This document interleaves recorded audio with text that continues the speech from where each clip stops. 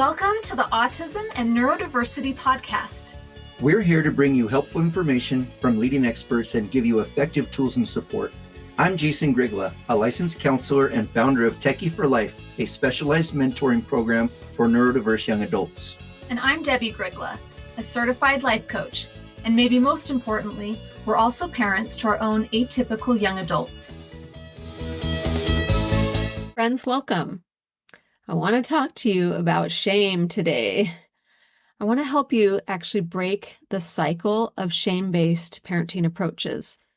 Have you ever tried to stop yelling at your kids and then they get out of control and you find yourself yet again yelling at them? Or maybe you've tried lots of different kinds of rewards or punishments and it's just not working. Or maybe you've been working on being more patient and loving with your children, and then you find yourself yet again taking all their privileges away and grounding them until they turn 30. Many of us, in fact, I'd probably say most of us, were parented with shame-based approaches. And while, some of us are doing okay, our children, our teens, our young adults, especially our autistic and our neurodivergent, or our highly anxious or highly sensitive or strong-willed children, teens, young adults, they are struggling. A lot of them are not doing okay. And shame-based approaches are making things worse. And they're damaging our relationship in the process. And it's not fun. So let's get into what shame-based parenting approaches are and why they're so ineffective and destructive. And, this is proven there's tons of research about this that's proving why these kinds of approaches are not great. And I want to help you be able to stop shaming, break that cycle of falling back into shaming approaches so that you can show up in ways that you feel good about and proud of. And so that you can actually better support your young person's happiness and success. And so that you don't keep adding to all of the reasons that they're going to need years and years and thousands of dollars of therapy. Let's not add to their therapy bill. We have our kids for a limited amount of time, and we want to be able to make the most of that time and enjoy them while they're in our homes, and then create the kind of relationship where they want to come back when they have left our home and they've moved on, that they do want to come back and keep a relationship with us. So what are shame-based approaches? What do I mean by this? Shame-based approaches have an underlying shame to them. It's like a shame method, a way of shaming to get a change of behavior or behavioral compliance. It's using shame. It's using your power to influence them instead of a relationship of influence. It's using your power, your authority, your position, your dominance to control them. It's showing up in ways that uses fear to trigger them to change or do something different. And often it looks like parenting from a judgmental stance. When we judge our child or our teen or our young adult, we are communicating to them by however we approach them that we see who they are or who they're being, and it's bad. They're bad. We may not intentionally mean to say you're bad, but when we are parenting from judgment of our kids, it is internally it's like sending the message that I have a problem with you. You're not okay. You're bad. You're a problem. Okay? So some examples, and more obvious than others, but like you were engaging in name calling. That's super shame-based. That's kind of obvious, right? If you're yelling, if you're that angry and that emotionally charged at your child, it's scary to have an adult yelling at you. It's scary as an adult to have an adult yelling at me. Imagine, as a child, when someone's yelling at a child, that's terrifying. And that's sending the message that you're bad. You're a problem. Anytime we're engaging in over-parenting, we're overdoing for our kid, there's some shame in that. It's saying you're not doing it right. The way you're doing it isn't okay. I have to do it for you. If you are trying to control your kid, like overly control them, it's sending the message that you're not okay. If you are rewards and punishments, Okay. If you are punishing them and you're doing it, especially if you're doing it from anger, it's saying you're a problem. There's a shame in punishment. Nobody gets punished and feels good about themselves. They feel terrible, right? And then rewards. Rewards are more nuanced. Oh, what's wrong with rewards? I'm giving them this positive, delightful thing that they want. But the thing with rewards is that it can send the message that you're not good enough unless you do this thing that I want to give you a reward for. Okay? And what it's actually doing, it can create an environment where a child is like feeling like they have to have that reward, like their survival depends on getting that reward. And so they actually go into a fawn response where they will do people pleasing, or, and this was a really common one with all of our foster kids, they would do a fawn response of lying, or they would steal. They had to have that reward. And so they're going to do whatever they can to get it. And they would engage in like people pleasing. I'm going to tell you what I think you want to hear so that you will give me that reward. And the problem with rewards and punishments is it's this external motivator. It's this external force that you're putting out there that over time overrules their own internal motivators. And so, like with people pleasing, if I am trying to manipulate you to do a behavior by giving you rewards or punishments and you want to please me, and I'm going to be angry or upset at you if you don't please me, right? You're going to override your own internal stuff and you're going to do what you have to do to please me. And okay, so you're like, well, what's wrong with that? I'm wanting them to do good things. Okay, well, that's all good and fine. But until they get around somebody that doesn't have their best interests in mind and wants them to do something, and they feel the need to please that person and do things that aren't okay, that go against their own internal compass, that can be a real problem.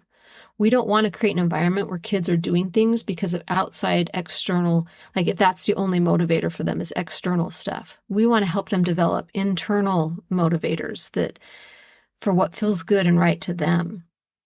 So when we're looking at shame-based approaches, I want to dig in a little bit to what that really looks like. When we're shamed or experience shaming messages, it literally triggers a nervous system threat response. It is scary. It feels terrible. Your life feels threatened.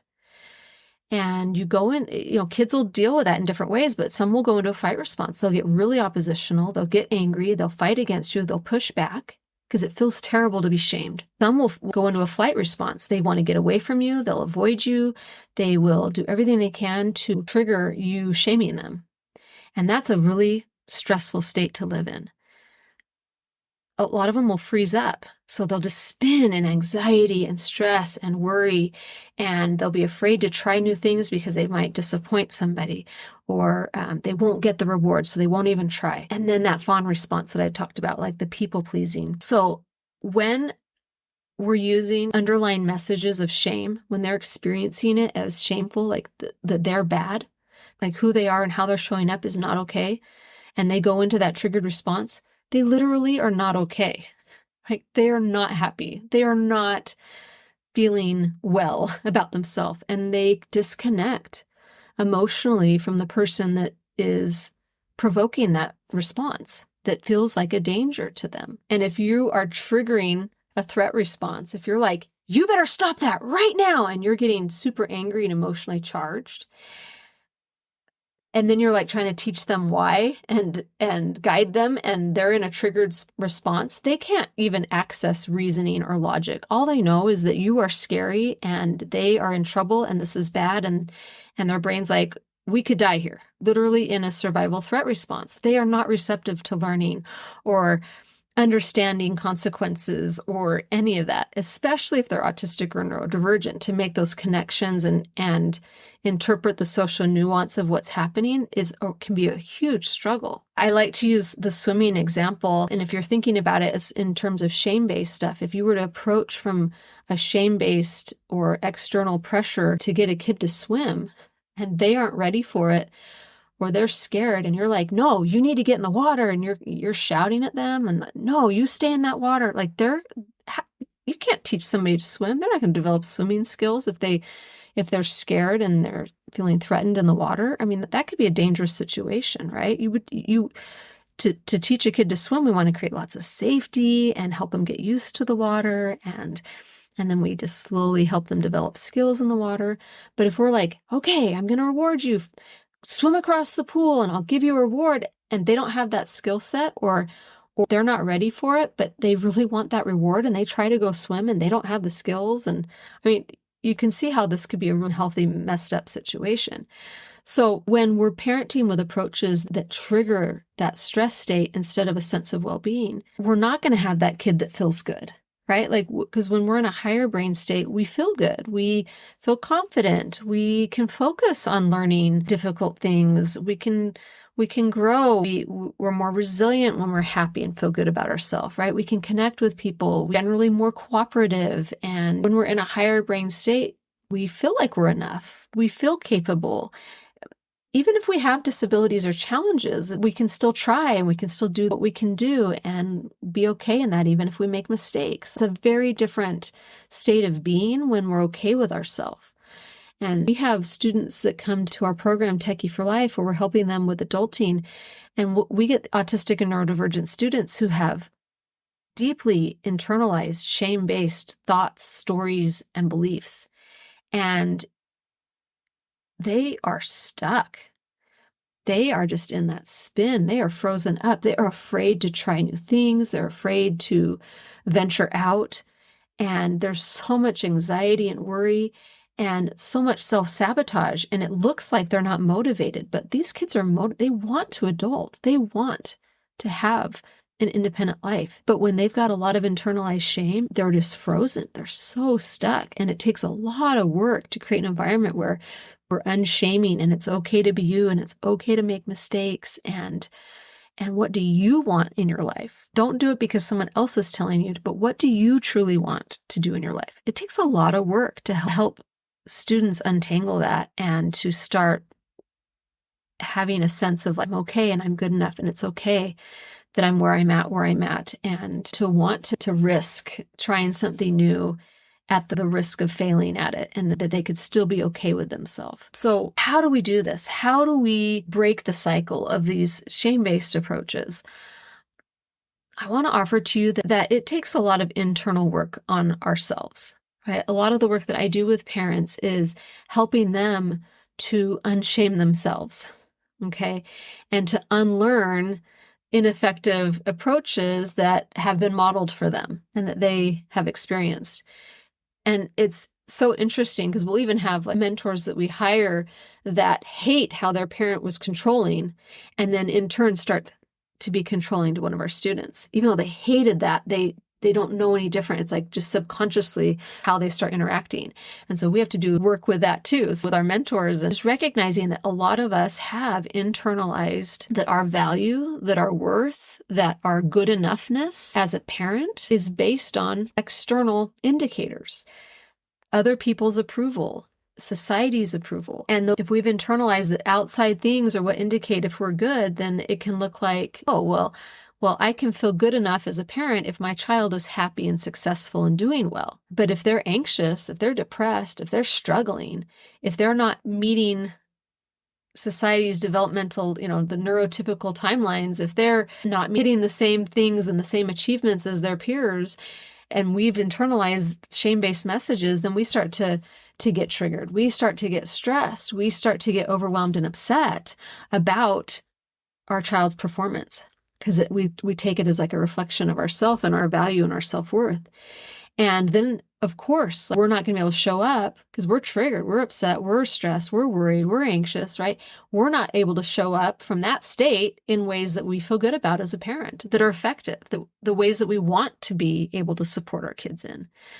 So it takes a willingness to do the internal work if we want to show up differently, because we want our child, our teens, our young adults, do we want them doing things because they want to and they're working to be capable of it? Or do we want them doing it because if they don't, they're going to be punished or they're not going to earn that reward, even if they're not capable of it, right? Because a lot of them, they aren't capable yet.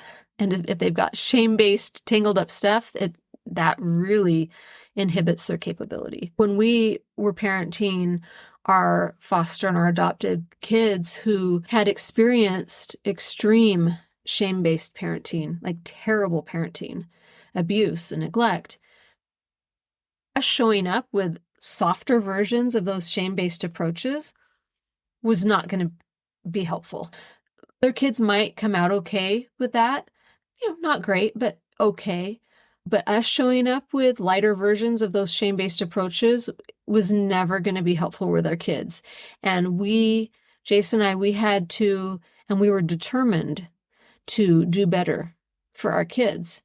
And that's what we want for you too. So I really appreciate you being here and for sharing this with others so that we can raise and mentor our young people to be healthy and confident and feel good enough as much as we can as humans, right?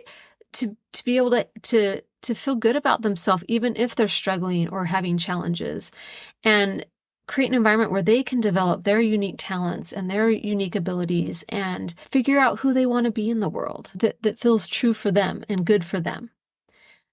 That's what I want for our kiddos. That's what I want for you in your parenting experience. And I hope this helps you maybe recognize some of those unhelpful patterns and what might be going on. And it's work I've done and I continue to do. And I hope you'll join me in it. Have a great week. Take care. Thanks for joining us on this episode of Autism and Neurodiversity with Jason and Debbie. If you want to learn more about our work, come visit us at jasondebbie.com. That's JASONDEBBIE.com.